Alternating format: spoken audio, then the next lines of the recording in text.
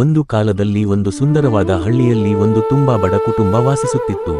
ಅವರು ಹಣದಲ್ಲಿ ಬಡವರಾಗಿದ್ದರೂ ಮನಸ್ಸಿನಲ್ಲಿ ತುಂಬಾ ಶ್ರೀಮಂತರು. ಆ ಕುಟುಂಬದವರು ಯಾವಾಗಲೂ ಸತ್ಯವಂತರು ಮತ್ತು ಪ್ರಾಮಾಣಿಕರು ಆಗಿ ಜೀವನ ನಡೆಸುತ್ತಿದ್ದರು. ಒಂದು ದಿನ ಅವರು ತಮ್ಮ ಹಳೆಯ ಮನೆಯ ಬಳಿ ಹೊಸ ಮನೆ ಕಟ್ಟಲು ಭೂಮಿ ತೋಡುತ್ತಿದ್ದಾಗ ಅವರ 12 ವರ್ಷದ ಮಗ ರಾಮು ಮಣ್ಣು ತೋಡುವಾಗ ಒಂದು ಹಳೆಯ ತಾಮ್ರದ ಚೊಂಬು ಕಂಡುಬಂದಿತು. ರಾಮು ಅದನ್ನು ತೆರೆದು ನೋಡಿದಾಗ ಅದರೊಳಗೆ ಬಂಗಾರದ ನಾಣ್ಯಗಳು, ಆಭರಣಗಳು ಮತ್ತು ಅಮೂಲ್ಯ ವಸ್ತುಗಳು ತುಂಬಿದ್ದವು. ರಾಮು ಅದನ್ನು ನೋಡಿ ಖುಷಿಯಾದರೂ ತಕ್ಷಣ ತನ್ನ ತಂದೆ ತಾಯಿಗೆ ತಿಳಿಸಿದ. ತಂದೆಯ ತಾಯಿ ಯೋಚಿಸಿ ಹೇಳಿದರು, ಇದು ನಮ್ಮದೂ ಅಲ್ಲ, ಬೇರೆಯವರ ವಸ್ತು ನಮಗೆ ಬೇಡ ಮಗು ಎಂದು ಹೇಳಿದರು. ಅವರು ಆ ಚಿನ್ನ ಇರುವ ತಾಮ್ರದ ಕೊಡ ತೆಗೆದುಕೊಂಡು ಪುರಾತತ್ವ ಇಲಾಖೆಗೆ ಹೋಗಿ ಒಪ್ಪಿಸಿದರು.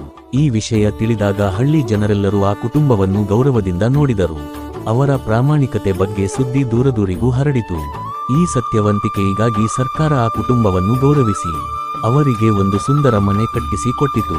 ಅಂದು ಆ ಬಡ ಕುಟುಂಬಕ್ಕೆ ತಿಳಿದುಬಂತು, ಸತ್ಯ ಮತ್ತು ಪ್ರಾಮಾಣಿಕತೆ ಯಾವತ್ತೂ ವ್ಯರ್ಥವಾಗುವುದಿಲ್ಲ.